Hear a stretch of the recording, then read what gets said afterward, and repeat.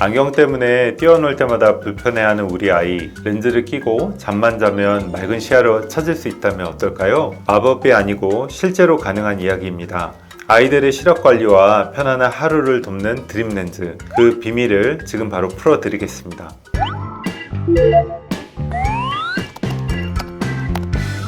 안녕하십니까, 안과 전문의 김국회 원장입니다. 드림 렌즈가 뭐예요? 각막 굴절 교정 렌즈로 시력 교정 기능이 있는 특수한 컨택트 렌즈라고 생각을 하시면 돼요. 잠을 잘 때 렌즈를 착용해주면 각막을 평평하게 만들어서 그 렌즈를 뺀 이후에도 안경 낀 것과 같은 그 시력 교정 효과가 나오게 하는 그런 렌즈입니다.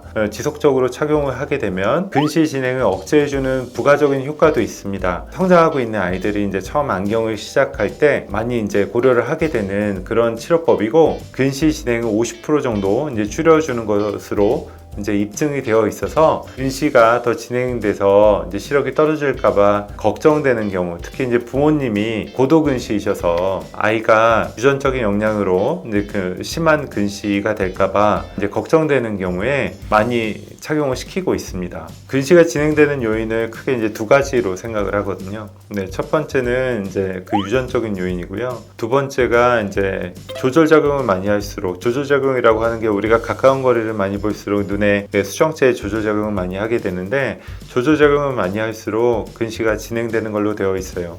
최근에 근시 진행 억제를 위해서 하는 방법 중에 하나가 드림 렌즈인 것이고, 드림 렌즈 같은 경우는 이제 하드 렌즈로서 아이가 잘 때 착용을 하는 건데, 이게 하드 렌즈이다 보니까 이물감이 꽤 있어서 적응을 못하는 아이들도 있습니다. 이제 그런 경우에 마이사이트라는 소프트 렌즈, 근시 진행 억제 효과가 있는 소프트 렌즈를 착용을 하거나, 거기에다 더해서 밤마다 이제 아트로핀이라고 조절 마비제예요. 밤마다 이 아트로핀을 점안하고 재워주면 근시 진행을 이제 효과적으로 억제해 줄 수 있다는 것이 이미 검증이 되어 있어서 요새 널리 사용되고 있습니다. 드림 렌즈는 한번 밤에 착용을 하면 근시 정도에 따라 다릅니다. 대략 한 하루 정도 이제 효과가 간다라고 생각을 하면 돼요. 근데 드림 렌즈의 원리는 각막이 있으면 맨 겉에 상피세포층이 있거든요.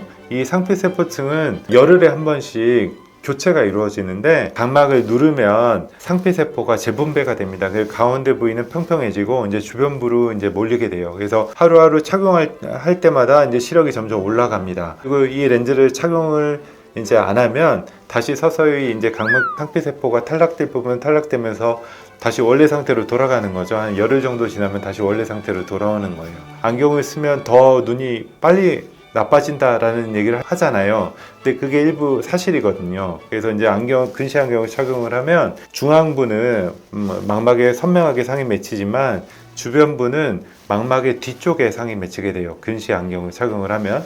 그거를 원시성 탈초점이라고 하는데, 우리가 이런 쪽으로 원시성 탈초점이 심하면 심할수록 근시 진행이 더 빨리 진행된다는 이론이 있습니다. 이 원시성 탈초점이 아니라 근시성 탈초점을 만들어서 그 근시 진행을 억제해 준다고 이런 쪽으로 지금 많이 이야기가 되고 있거든요. 근시 진행을 50% 정도 줄여주는 걸로 되어 있습니다. 자고 일어나서 시력이 괜찮아지면 성인들도 하고 싶을 것 같은데 성인이 착용해도 괜찮은가요? 드림 렌즈는 성인들도 착용이 가능합니다. 수술에 대한 거부감이 있으신 분들, 각막이 너무 얇다든가 해서 적응증에 해당되지 않으시는 분들, 소프트 렌즈라든가 하드 렌즈가 좀 착용하기 어려운 환경에 있으신 분들, 특히 뭐 수영선수라든가 운동선수 같은 분들은 렌즈를 착용하는 게 쉽지가 않죠. 시력 교정도 어려우시다 그러면 이 드림 렌즈가 좋은 옵션이 될 수 있습니다. 성인들도 이제 착용이 가능하고요. 시력 교정 수술 후에 근시 퇴행이 와서 시력이 다시 떨어지신 분들도 드림 렌즈를 한번 알아보시면 좋으실 것 같습니다. 아이들 같은 경우는 이 시력 교정 효과 플러스 근시 진행 억제 효과라는 이제 두 가지 이점을 가지고 적용할 수 있는 데에 비해서, 성인들 같은 경우는 이제 시력 교정 효과에 한해서 이제 효과를 얻으실 수 있는 거니까요. 이제 그런 부분 참고를 하시면 좋겠습니다. 드림 렌즈를 한번 맞추면 평생 사용할 수 있어요? 피팅을 해서 이제 처방을 받으면 2년 정도 이제 사용을 하는 거거든요. 변형이 일부 생기기도 하고, 또 아이들 같은 경우는 나이가 들면 안구가 길어지면서 근시 진행이 좀 되긴 하기 때문에 드림 렌즈를 착용을 하면 근시생이 억제되긴 하지만 완전히 스탑되는 건 아니거든요. 그래서 2년에서 이제 3년 사이에 한 번씩 이제 교체를 하게 됩니다. 드림렌즈 그러면 착용할 때 부작용은 없나요? 탈부착하거나 각막을 착용하고 있는 상태에서 이제 눈을 비빈다든지 하면은 각막염이 생길 수 있습니다. 렌즈에 대한 위생 관리가 잘 안 될 경우 심각한 세균성 각막염이나 이런 부분이 생길 수 있기 때문에 무엇보다 중요한 거는 철저한 그 렌즈의 위생 관리라고 생각을 합니다. 세척하고 이제 보존하는 과정을 특히 신경 쓰셔서 잘 관리를 해주신다고 하면 큰 부작용 없이 잘 착용하실 수 있을 것입니다. 인터넷에 찾아보니까 드림렌즈 착용하면 눈곱이 많이 낀다고 하던데 왜 그런 거예요?